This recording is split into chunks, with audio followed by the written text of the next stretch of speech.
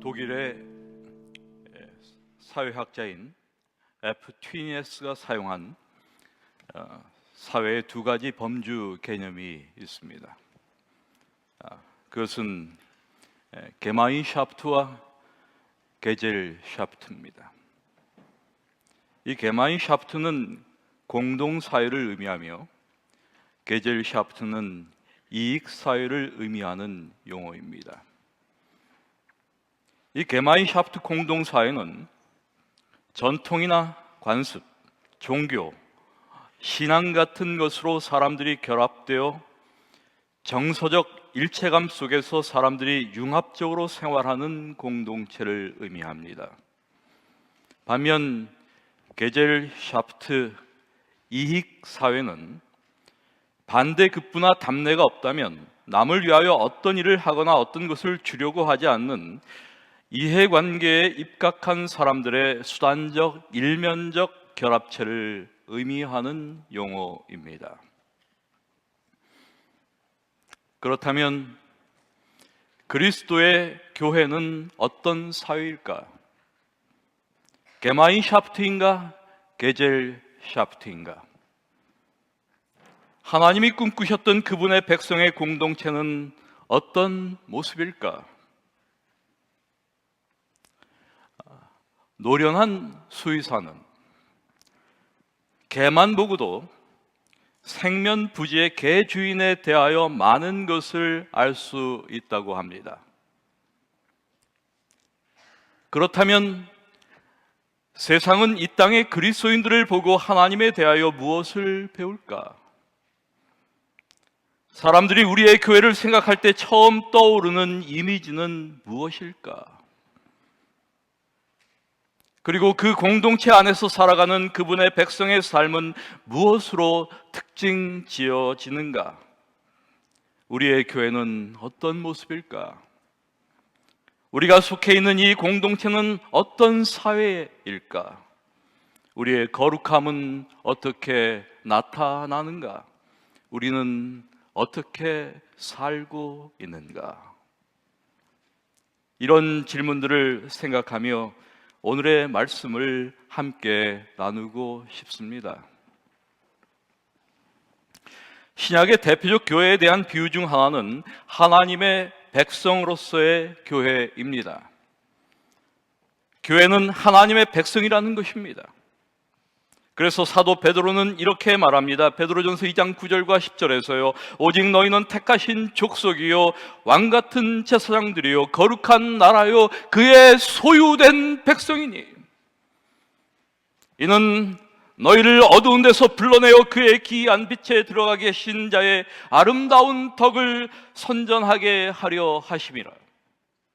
너희가 전에는 백성이 아니더니 이제는 하나님의 백성이요 전에는 긍휼을 얻지 못하였더니 이제는 긍휼을 얻은 자니라. 너희는 하나님께서 어두운 데서 불러낸 그분의 소유된 백성이다. 전에는 백성이 아니더니 이제는 하나님의 백성이다. 그렇습니다, 여러분. 이것이 우리의 신분입니다. 우리는 그분의 백성입니다. 이러한 하나님의 백성으로서의 교회 이미지는 구약의 특별한 기원을 가지고 있습니다.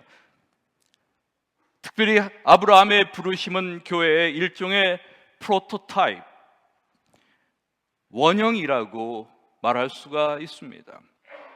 창세기 12장 1절에서 여호와께서 아브라함에게 말씀하십니다. 너는 너의 본토 친척 아비집을 떠나 내가 내게 지시할 땅으로 가라.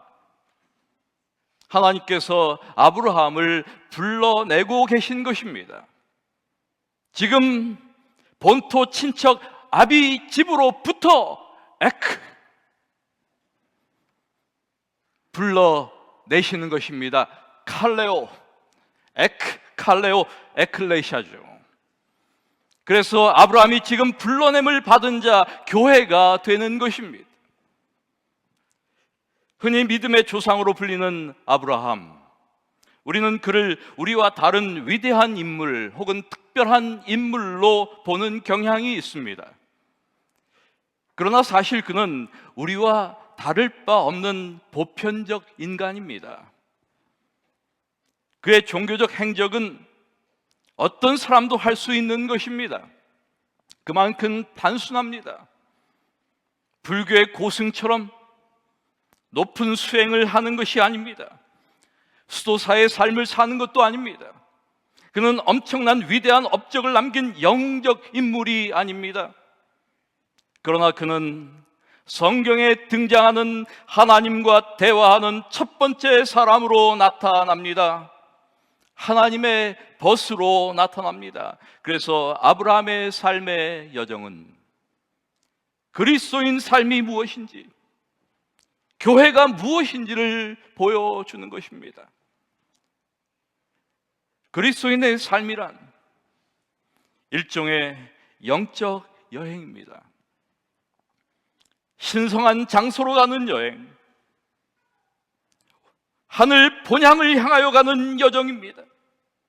하나님을 찾아서, 진리를 찾아서 떠나는 여정입니다.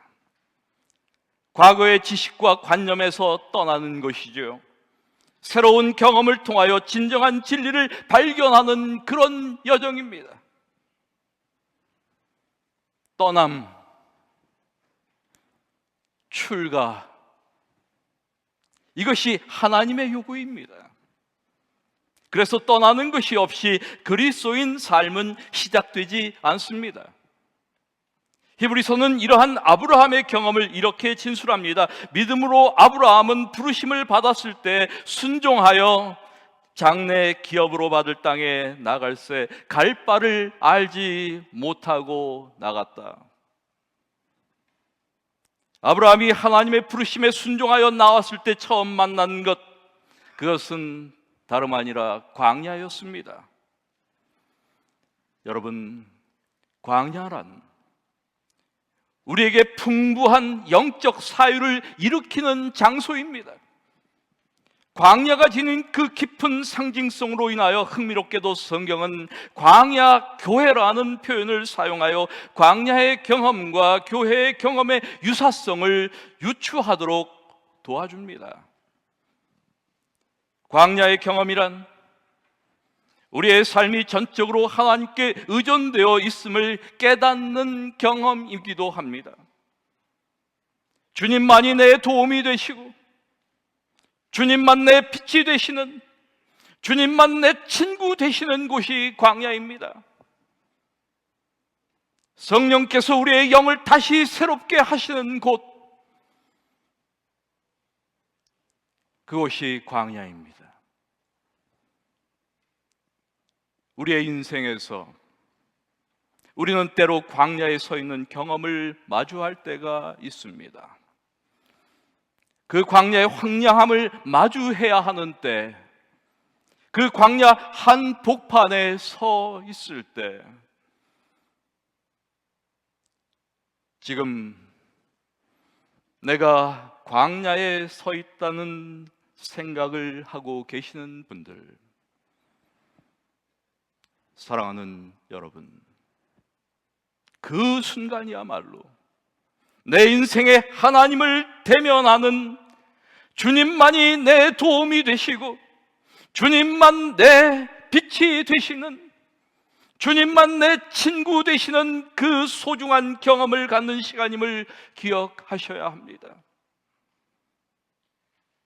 여러분, 광야에는 경작할 밭이 없습니다.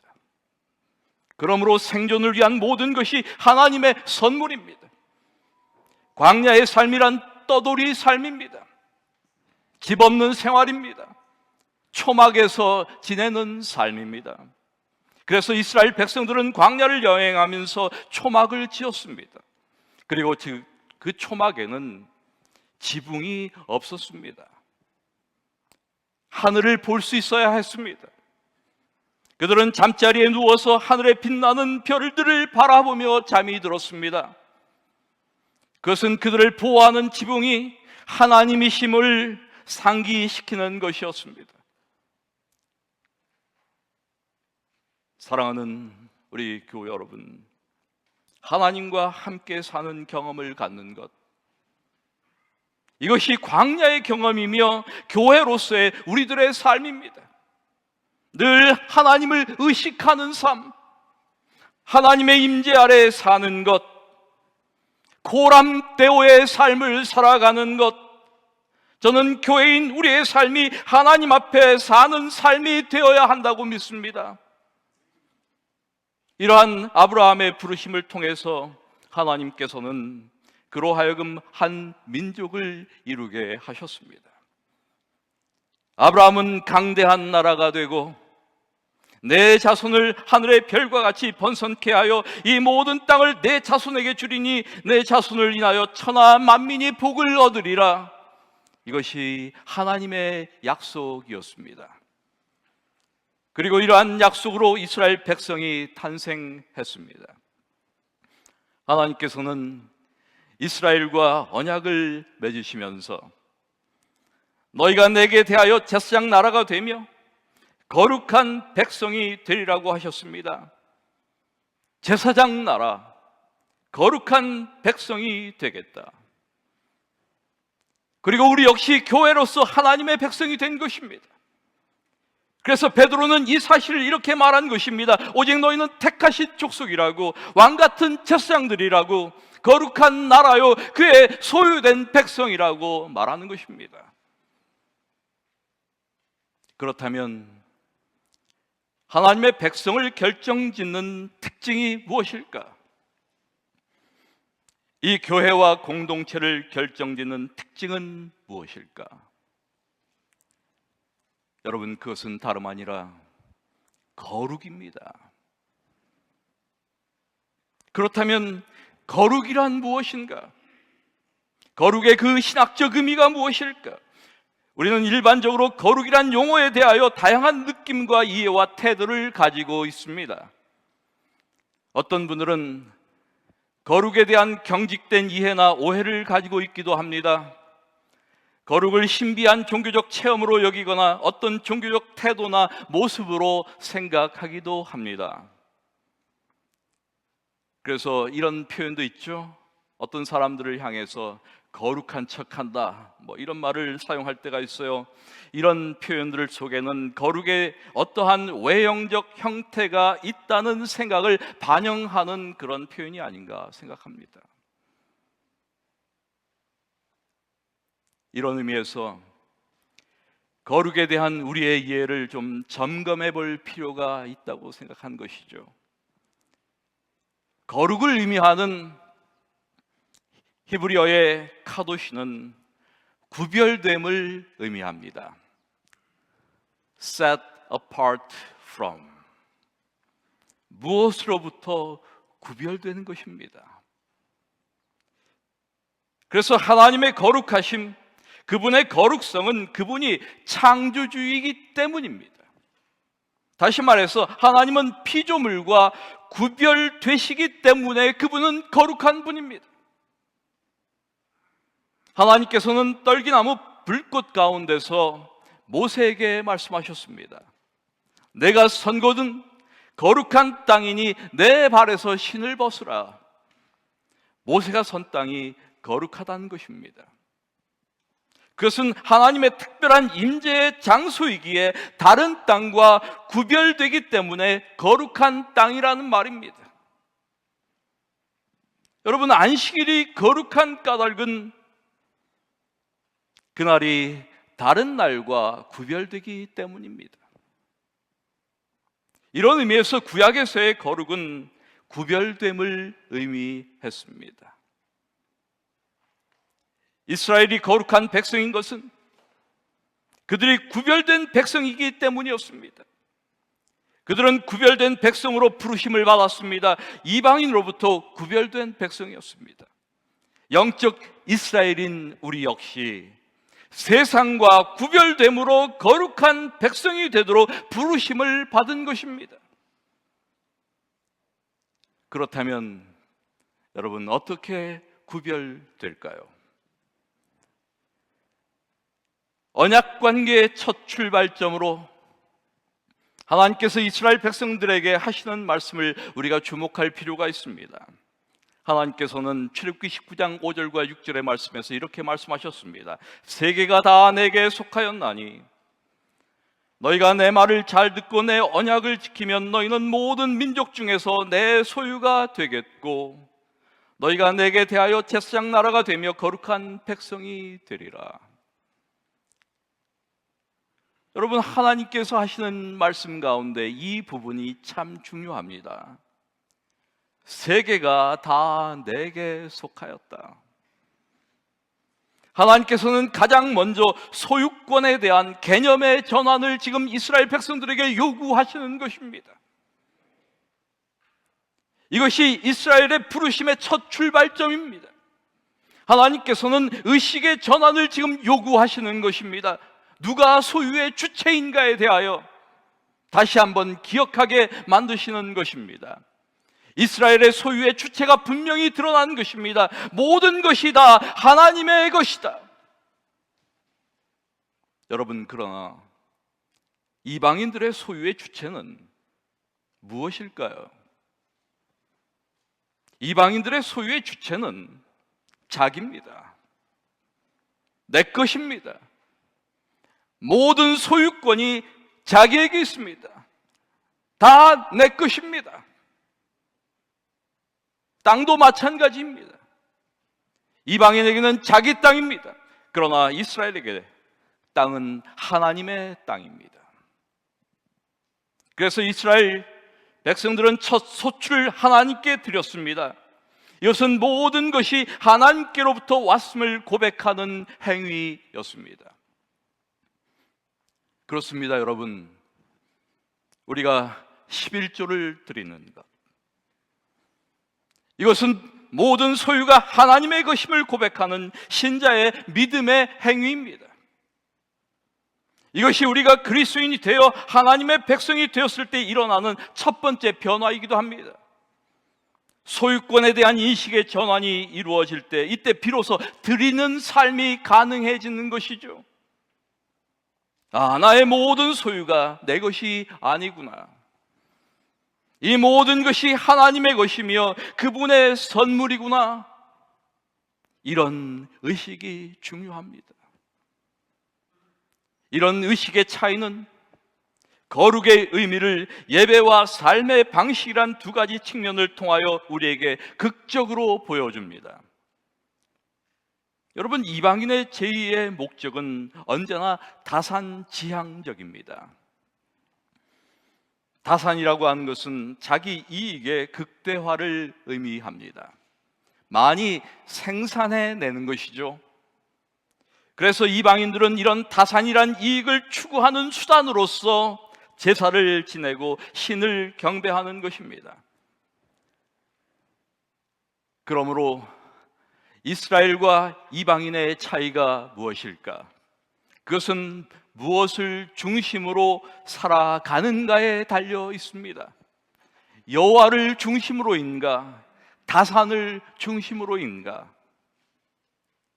이방인의 제의가 다산을 목적으로 하는 것이라면, 예배를 복을 받는 수단으로 여긴다면, 이스라엘의 예배의 목적은 본질적으로 이방인과 다른 것입니다. 하나님께서는 이스라엘에게 이렇게 말씀하셨습니다. 너는 기억하라. 내가 애굽 땅에서 종이 되었더니 내 하나님 여호와가 강한 손과 편팔로 거기서 너를 인도하여 내었나니, 그러므로 내 하나님 여호와가 내게 명령하여 안식일을 지키라 하느니라. 우리는 이 말씀에서 이스라엘 예배의 목적이 무엇인지를 분명히 보게 됩니다.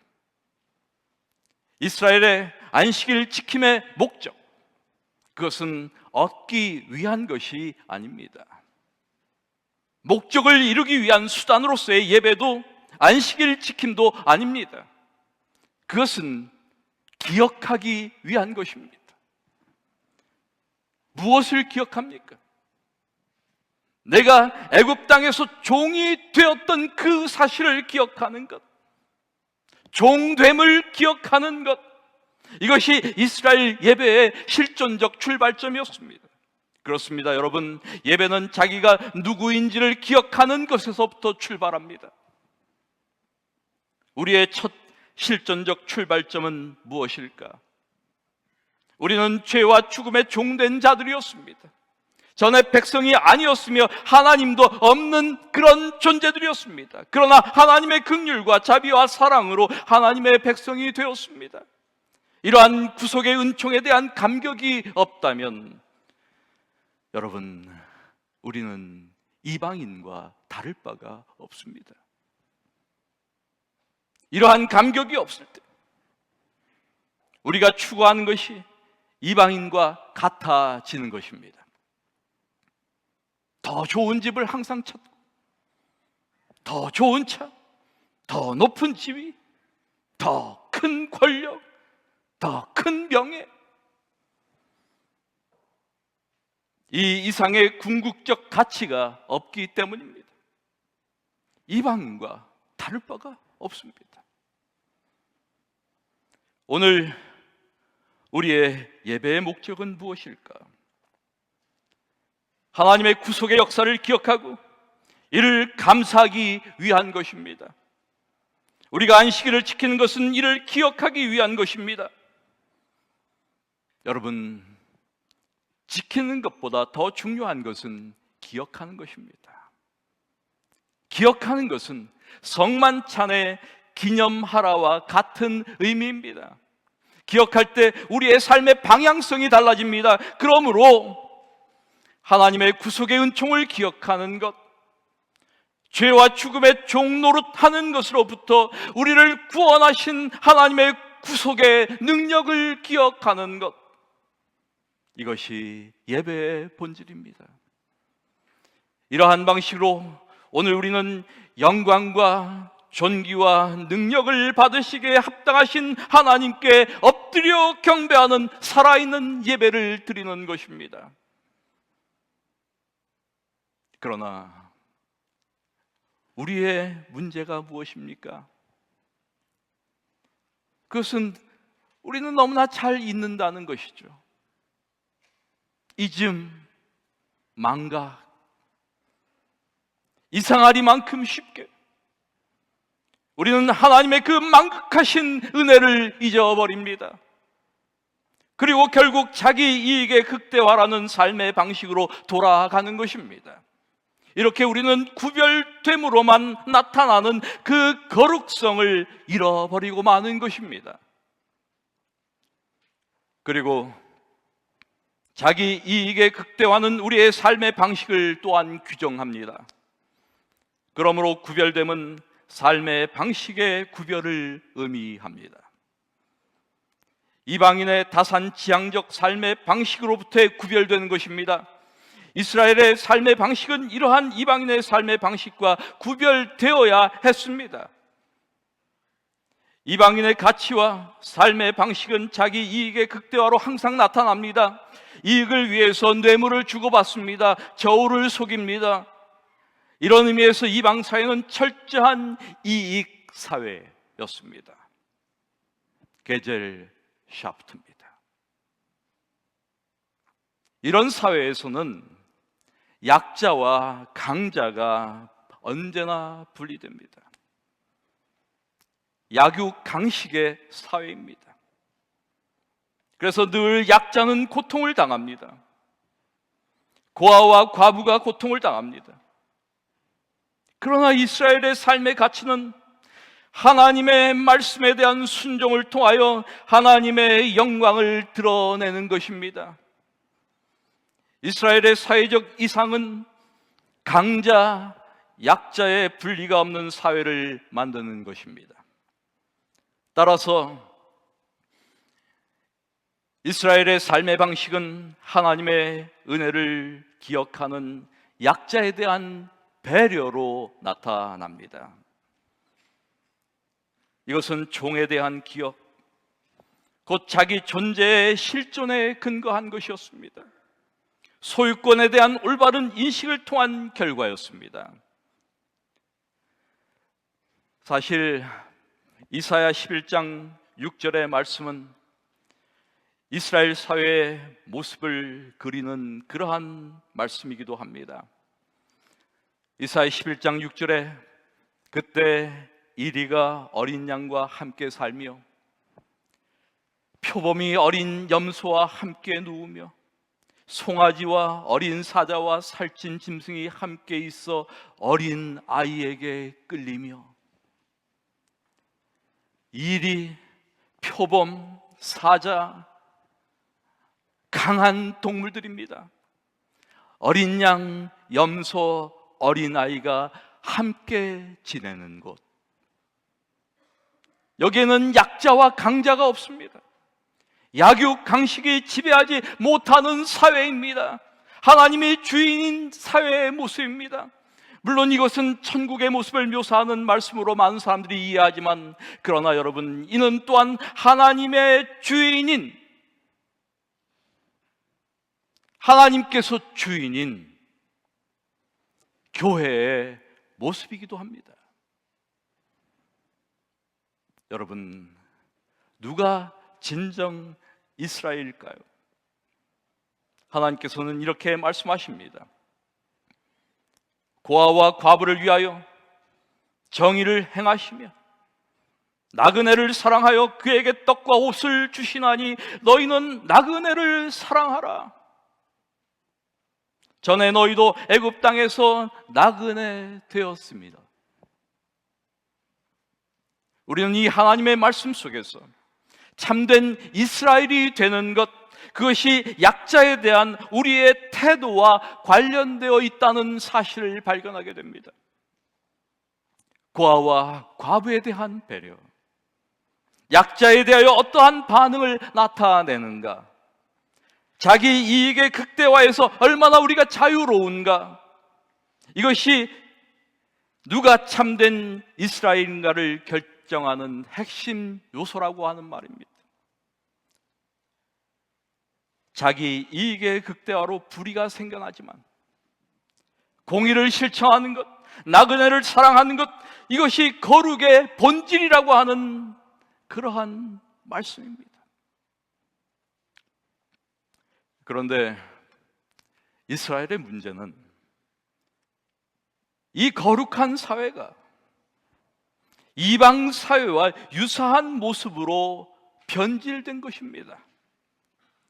게마인샤프트 공동사회에서 게젤샤프트 이익사회로 이동한 것입니다. 결국 거룩을 잃어버린 것입니다. 그래서 이사야는 이러한 사실을 숨김없이 진술합니다. 이사야 5장 8절의 말씀, 가옥에 가옥을 이으며 전토에 전토를 더하여 빈틈이 없도록 하고 이 땅 가운데서 홀로 거주하려 하는 자들은 화 있을진저. 이 이사야 시대의 문제, 그것은 더 많이 소유하는 바로 여기에 있었습니다. 자기 이익을 극대화하는 방식, 그것은 집과 땅을 늘리는 것이었습니다. 그래서 가옥에 가옥을 이으며 전토에 전토를 더하여 빈틈이 없도록 하고. 제가 이 말씀을 읽다가 그런 생각이 들었어요. 세상에 이 부동산 투기라는 것은 역사가 오래되었구나. 이사야 5장 11절의 말씀, 아침에 일찍이 일어나 독주를 마시며 밤이 깊도록 포도주에 취하는 자들은 화 있을진저. 이스라엘에 만연한 심각한 쾌락 문화를 보여주고 있습니다. 아침 일찍부터 밤이 깊도록, 아침부터 밤 늦게까지 쾌락에 젖어 술 문화에 빠져있는 이 적나라한 모습을 이렇게 묘사하고 있습니다. 이사야 5장 20절과 23절의 말씀, 악을 선하다 하며 선을 악하다 하며 흑암으로 광명을 삼으며 그들은 뇌물로 말미암아 악인을 의롭다 하고 의인에게서 그 공의를 빼앗는다. 진리의 상대와의 모습을 보여줍니다. 악을 선하다고 하고 선을 악하다고 합니다. 흑암으로 광명을 삼습니다. 뇌물이 지배하는 사회가 됩니다. 자기 이익을 극대화하기 위하여 부정하고 불의한 백성이 되고 만 것입니다. 우리 사랑하는 대학교의 교회 여러분, 오늘의 교회 문제는 무엇입니까? 거룩한 삶으로의 부르심은 무엇이며 거룩함이란 무엇입니까? 우리는 하나님의 거룩한 백성입니까? 우리의 교회는 게마인샤프트인가 게젤샤프트인가? 거룩함은 우리가 떠돌다가 우연히 흘러드는 어떤 상태가 아닙니다. 어떤 신비한 경험이나 영적 정서도 아닙니다. 또한 거룩함은 인간들과는 분리된 채 하나님에게만 관련되어 체험되는 신비한 상태가 아닙니다. 여러분, 우리는 진공 상태에서 선할 수 없습니다. 오직 사람들과 부딪히는 현실 세계에서만이 선할 수 있습니다. 오늘날 교회 안에는 거룩에 대한 오해가 너무 많아요. 너무 많이 있어요. 이런 그릇된 경건에 대한 이해, 그것은 교회를 종교적 형식만 남은 그런 교회로 전락시키고 마는 것입니다. 여러분, 우리의 의식의 변화가 필요합니다. 모든 것이 다 하나님께 속하였음을 인정하며 우리의 소유의 주체가 하나님이심을 고백해야 되겠습니다. 우리가 누구인지를 기억하며 하나님의 구속의 은총을 감사하며 감격해서 찬양과 경배와 영광을 받기에 합당하신 하나님을 진정으로 예배하는 그런 예배자들이 되어야 되지 않을까요? 사람들과 더불어 살아가는 이 공동체 안에서 우리는 정직하고 공의롭게 우리의 일들을 처리하고 동료들을 배려하고 약하고 소외된 사람들을 돌아보는 그런 공동체, 그런 우리 교회, 게마인 샤프트를 만들어 가기를 이 시간 간절히 기도드립니다. 말씀을 마칩니다.